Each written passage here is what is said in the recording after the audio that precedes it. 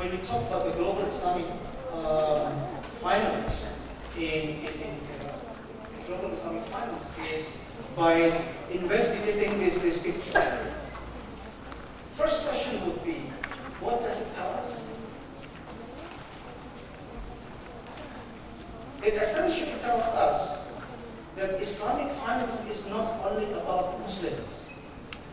Islamic finance is not only about being Muslim, by Muslim, and for Muslim only. Look at the map. It stretches over different jurisdictions. You can see some parts in Africa, in European jurisdictions, as well as some parts in the United States of America. So Islamic finance is not only about, as I mentioned before, being Muslim, exclusively as Muslims, no. In 2010, the Harvard University, through its Harvard Law School, they organized a program called Harvard Islamic Finance Information Program. And the thing at that time was building bridge, membangun jembatan across financial communities.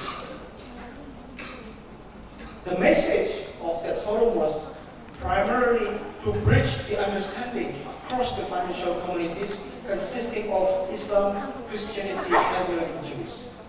So the audience in 2010 was mainly our fellows from the Christians and as well as Jews.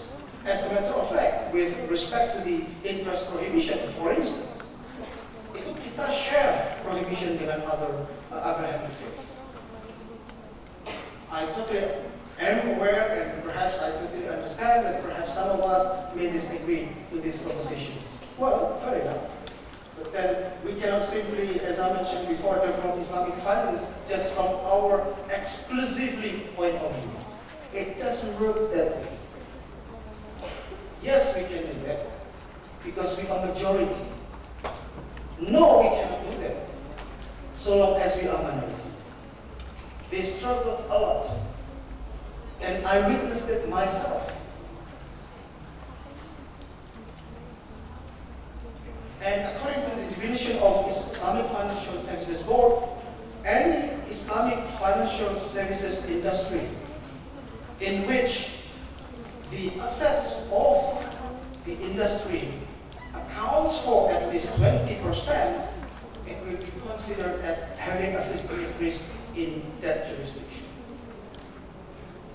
And as we all know, perhaps, obviously, putting aside Iran, Malaysia is or can be classified as having systemic risk in the country because the asset has gone over 20%.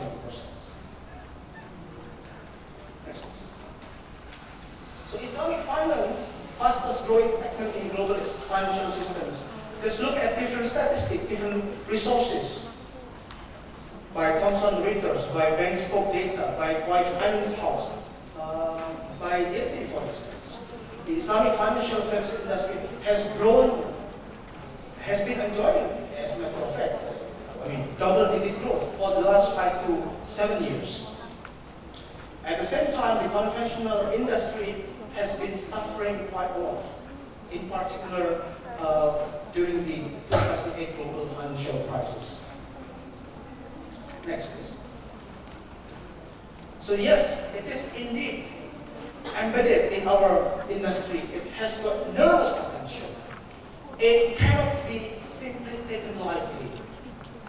We need you. We need everybody to get in touch, to participate, irrespective of what kind of roles you will be playing later on. But we have to develop this together with other country fellows as well, within perhaps OIC member countries. Next, please. So this is the gist or the structure of Islamic financial services industry. And the most developed sector is Islamic banking. Yang masih mendominasi masih Islamic banking. Capital market yang kedua. Non-bank, apalagi takaful, masih minim. Perhaps one of the reasons is the awareness.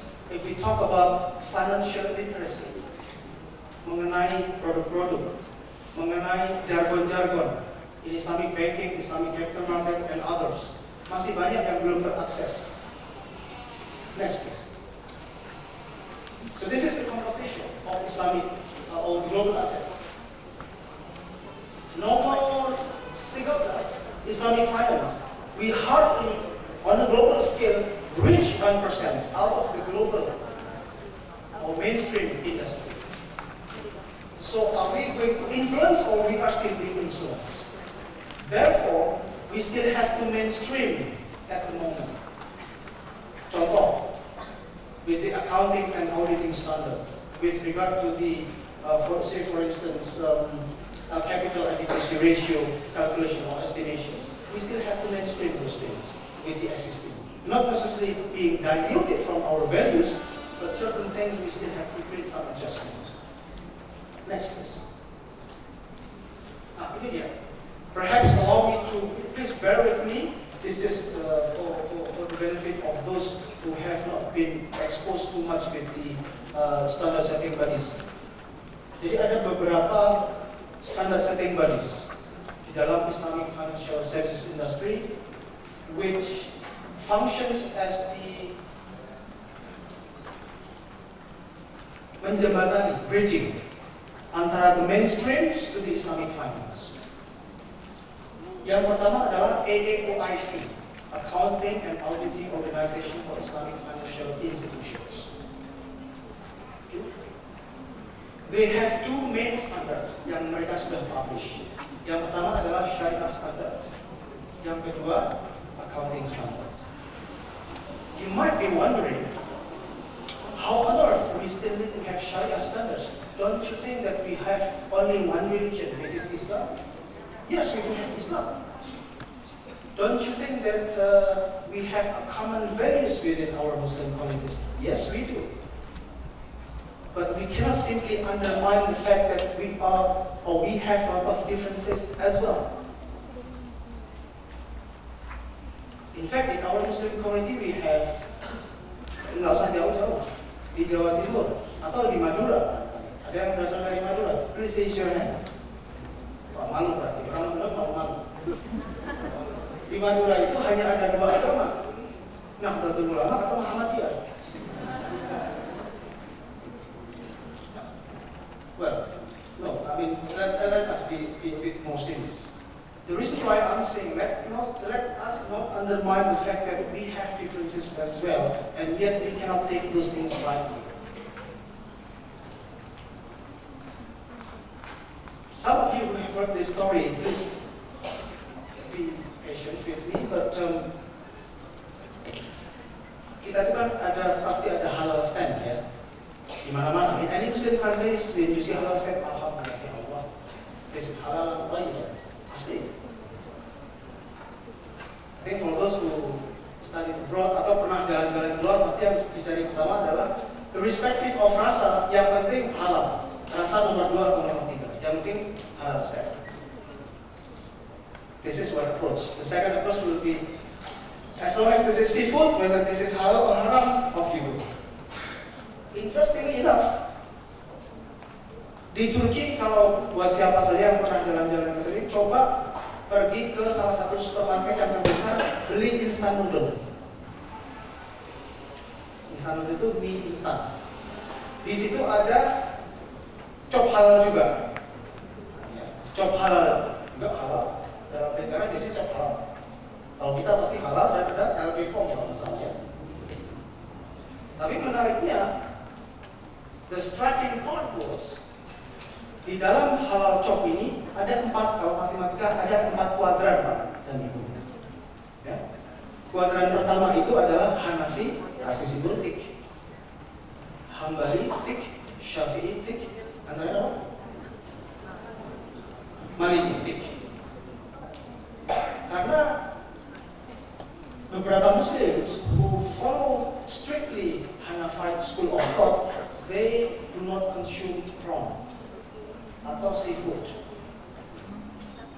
So they feel the need to create the halal stand with 4 quadrants to allow others to understand, yes, this is halal and haram. Well, it is not only haram, but this is Syariah department. So this is the moral story.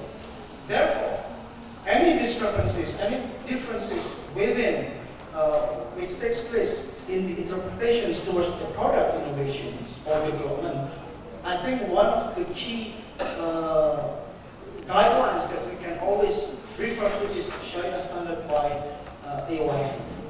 The other part is fatwa, which has been issued widely by OIC Fiqh Academy. Yang kedua adalah IFSB, Islamic Financial Services Board, which is based in Malaysia, which takes care of the banking sector and some degree of the capital market as well. The third one is International Islamic Financial Market. Mereka mengeluarkan standar-standar mengenai hedging. Bahkan nanti di Riyadh tanggal 5 November akan ada semacam public hearing mengenai standardized hedging in Islamic financial services industry. Next please. Yang ketiga adalah liquidity management center, again based in Malaysia. Therefore, we have the aspiration that our newly inshallah standard setting body is called Inclusive Islamic Financial Services Board will be inshallah be established and hosted by Indonesia. Barangkali nanti chairmannya adalah Dr. Irfan Syauqi.